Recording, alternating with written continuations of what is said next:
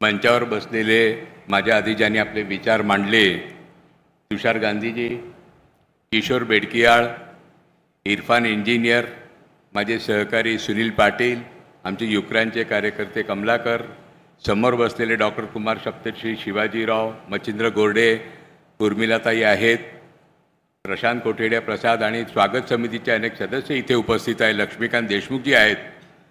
सगळ्यांना नमस्कार. हा विषय जरा क्लिष्ट आहे निश्चितच. आणि तुषार गांधीजींनी तक्रार जी केली की गांधींना आपण हिंदू मुस्लिम या प्रश्नाशी जोडतो का, आणि तसं जोडू नये. आम्ही हा विषय घेतला त्याच्या मागे आमची धारणा अशी आहे की या देशासमोर जे अनेक प्रश्न भेडसावत आहेत त्याच्यातला एक प्रश्न जो निर्माण झाला आहे किंवा निर्माण करण्यात आलेला तो हिंदू मुस्लिमचा प्रश्न आहे. आणि त्या प्रश्नावरती काम करत असताना महात्मा गांधींच्या चळवळीतून, महात्मा गांधींच्या जीवनातून मार्गदर्शन मिळण्याची शक्यता आहे आणि त्या दृष्टिकोनातून आम्ही हा विषय घेतला आहे. आणि गांधींनी या संदर्भामध्ये जे जे काही केलं या तिन्ही वक्त्यांनी फार उत्तम पद्धतीने मांडले, म्हणून त्या विषयाचा अर्थ आम्ही गांधींना कुठे कमी लेखतो असं नाही. गांधी हिंदू मुस्लिम या पलीकडे होते. गांधी हे सगळ्या धर्माच्या पलीकडचं एक महामानव, याच दृष्टिकोनातून आम्ही आणि जग देखील त्याच पद्धतीने बघतंय, या बाबतीत शंका नाही. काही मुद्दे जे किशोर बेडकियाळांनी सांगितले, साधारण 1906 पासून त्यांनी सुरुवात केली आणि भारताच्या राजकारणामध्ये गांधींच्या प्रवेशाच्या आधी जी काही परिस्थिती होती त्याचं वर्णन केलं. मुस्लिम लीगची स्थापना, नंतर हिंदू महासभाची स्थापना. पण त्याच्या आधी काही भाग जो झालेला होता धर्माचं राजकारणामध्ये शिरण्याचा, त्याच्यामध्ये 1893 साली लोकमान्य टिळकांनी शिवजयंती आणि गणपती उत्सव सार्वजनिक करण्याचा जो प्रयत्न केला होता, आणि त्या काळामध्ये 1893 साली पुण्यामध्ये हिंदू मुस्लिम दंगल झाली होती. तिथून या प्रश्नाची तीव्रता आपल्याला लक्षात येते. त्या काळामध्ये, ब्रिटिशांच्या काळामध्ये ख्रिश्चन धर्माचा प्रभाव वाढण्याची भीती वाटलेले जे काही लोक होते त्याने आर्य समाज, ब्राह्मो समाज, प्रार्थना समाज असे अनेक वेगळे गट निर्माण केले होते. ज्या गटांनी हिंदू धर्मामध्ये सुधारणेचा फार मोठा प्रयत्न केला. प्रामुख्याने मूर्तीपूजेला देखील विरोध केला आणि ख्रिश्चॅनिटी आणि याच्यातून जे काही एक नवीन विचार येतोय त्याच्याने हिंदू धर्माचा काही सांगड घालायचा प्रयत्न केला. पण त्या आर्य समाजाच्या देखील मांडणीमध्ये थोडासा मुस्लिम विरोध आणि थोडासा ख्रिश्चन विरोध हा आपल्याला नेहमी दिसतोय. गांधींचा जो प्रवेश झाला आहे तो फार चांगल्या पद्धतीने झाला आणि गांधींचा जो काही विचार होता तो एक व्यापक होता. धर्म, धार्मिकता आणि धार्मिक अस्मिता या दोन गोष्टी वेगळ्या आहेत. गांधींचं व्यक्तिमत्व हे धार्मिक होतं, पण कुठल्या तरी एका धर्मामध्ये सामावणारं नव्हतं. आणि बाकी त्यांच्या विरोधातले जे आहेत, मग मुस्लिम लीग असेल, हिंदू महासभा असेल, नंतरच्या काळामध्ये की ज्याचा आपण फार मोठा परामर्श घ्यायला पाहिजे तो घेतला नाही, स्वतंत्र विषय होतोय, 1925 साली झालेली स्थापना RSSची, या सगळ्या गटांचं हे धार्मिक नसलेले पण धार्मिक अस्मितेचं राजकारण करणारे गट होते. आणि त्यांचा गांधींशी संघर्ष होता किंवा त्यावेळच्या काँग्रेसशी संघर्ष होता. ते सांगितलं गेलं की मुस्लिम समाजाची एक प्रतिमा एक मोनोलिथिक या स्वरूपामध्ये पेश करायचा प्रयत्न केला. तो त्याही काळामध्ये झाला, तो आजही होतोय. आणि हे अतिशय खोटं. म्हणजे नेहमी सांगितलं जातं की बघा हिंदू समाज कसा जातीमध्ये, भाषामध्ये विभागलेला आहे, मुसलमान समाज इथून तिथून सगळा एक. तर हे खरं आहे का? तर ते त्याही वेळी खरं नव्हतं आणि आजही खरं नाही आहे. मुस्लिम समाज हा एकसारखा नाही. जगामध्ये सगळे मुस्लिम वेगवेगळे आहेत. भारतामधले सगळे मुस्लिम एकसारखे नाहीत. महाराष्ट्रातले, कोकणातले मुस्लिम वेगळे, मराठवाड्यातले वेगळे आहेत, विदर्भातले वेगळे आहेत. मल्याळम, केरळामध्ये सगळे जे मुस्लिम आहेत ते मल्याळम भाषा बोलतात आणि मल्याळी किंवा केरळी संस्कृती, केरळी खाद्यपदार्थ याचं, कारण की ते मूळ तिथलेच आहेत ना, ते काही बाहेरून आलेले नाही आहेत. तेव्हा भारतामधल्या मुस्लिमांच्यामध्ये वेगवेगळ्या संस्कृती आहेत, वेगवेगळी भाषा आहेत, वेगवेगळे पंथ आहेत. एक केवळ एक्सिडेंट म्हणायला हरकत नाही की गांधीजी, तुषार, इरफान आणि मी, आम्ही चौघेही त्या अर्थाने याचा विचार करतो ज्यावेळी विभेदतेचा, तर आम्ही सगळे गुजराती आहोत पण मुस्लिम आहोत. आम्ही, इरफान आणि मी मुस्लिम आहे आणि तुषारजी हे हिंदू आहे, गुजराती आहेत. तर ही आमची ओळख ही केवळ मुस्लिम राहत नाही. आम्ही गुजराती पण आहोत, आम्ही मुस्लिम पण आहोत, आम्ही भारतीय आहोत. मग मुस्लिमांच्या ज्यावेळी मेळावा भरतो तर मग तिथे पंथ तुम शिया हो क्या सुन्नी हो, देवबंदी हो क्या वहाबी हो वगैरे असे सगळे मुद्दे नंतर येतात. तर आपला समाज हा विविध रूपाने असा तो विणला गेलेला आहे. आणि ब्रिटिशांनी किंवा आत्ताच्या राजकारणाने हे जे विविधतेचं रूपांतर विद्वेषामध्ये कसं करायचं याचं कौशल्य हासिल केलेलं आहे, कौशल्य हस्तगत केलेलं आहे. आणि त्या सगळ्या कौशल्याचा वापर आपल्या पक्षाच्या हितासाठी करतात. पक्ष हित होतं, पक्ष सत्तेवर येतो, देश खड्ड्यात जातो. देशाच्या सर्वनाशाच्या दिशेने गेला तरी हरकत नाही, पण आमच्या पक्षाचं हित साधलं गेलं पाहिजे या परिस्थितीमध्ये आपण आहोत. आणि म्हणून गांधींनी त्या काळामध्ये या सगळ्या प्रश्नाला सामोरे जाताना काय काय केलं याचा विचार करतो मी. खरं तर याच्यामध्ये खूप बोलण्यासारखं आहे. आणि स्वातीनी चिठ्ठी तुषार गांधींना दिली ती त्यांनी मला देण्यापूर्वी मला थांबायला पाहिजे. पण एक महत्त्वाचा मुद्दा मी इथे फक्त सांगतो आणि थांबतो.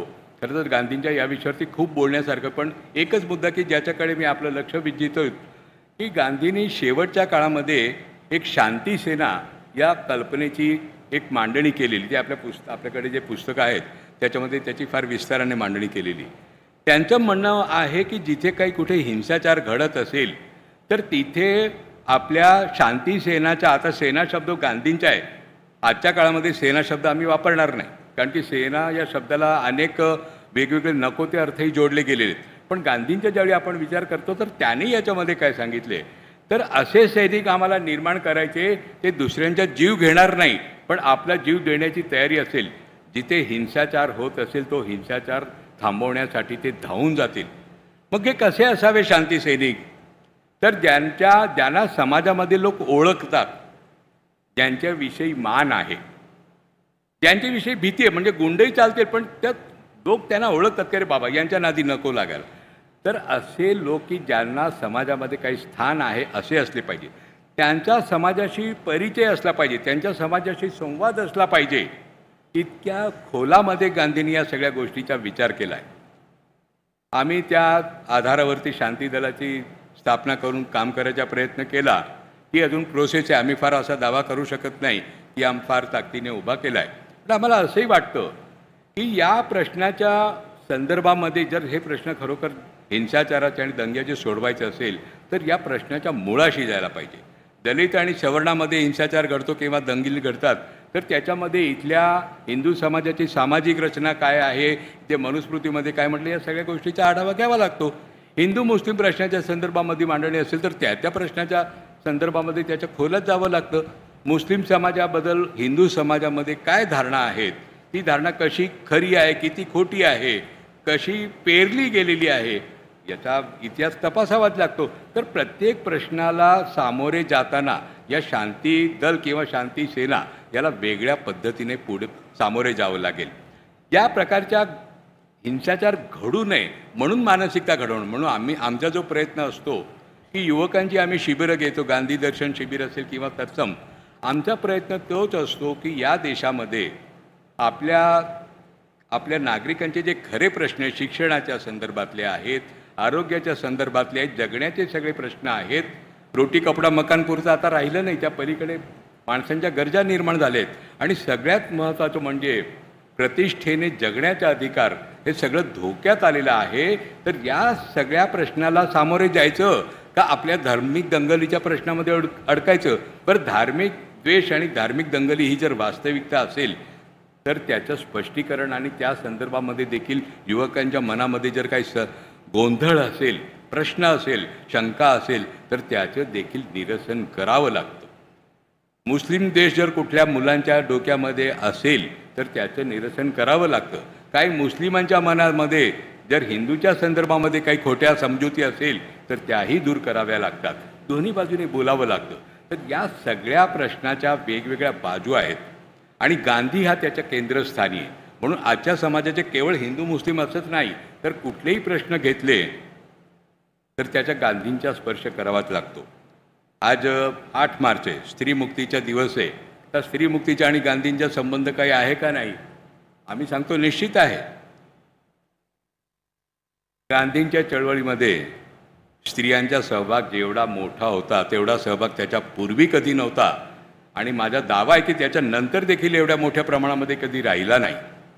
ज्यावेळी दक्षिण आफ्रिकेमध्ये महात्मा गांधी होते आणि तिथल्या सरकारने एक फतवा काढला की इथल्या दक्षिण आफ्रिकेच्या कायद्याच्या पलीकडे कुठल्याही कायद्याने लग्न झालं असेल तर ते बेकायदेशीर ठरवण्यात येतील.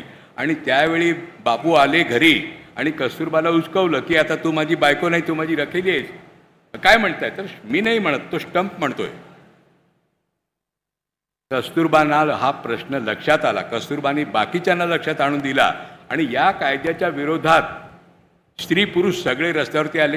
कदाचित आपल्या भारताच्या इतिहासामध्ये पहिल्यांदा असं घडलं असेल की कुठला तरी सामाजिक आणि राजकीय प्रश्न घेऊन स्त्रिया रस्त्यावर आल्या. गांधींनी केलेलं आहे. आज स्त्रीमुक्तीचा दिवस आपण साजरा करतो. सावित्रीबाई फुले, बाकीच्या सगळ्या महिलांचं आपण निश्चितपणे नाव घेऊ, पण हे देखील घेतलं पाहिजे की गांधींनी स्त्रियांच्या संदर्भामध्ये स्त्रीमुक्तीची भाषा वापरली का नाही हा गौण मुद्दा आहे.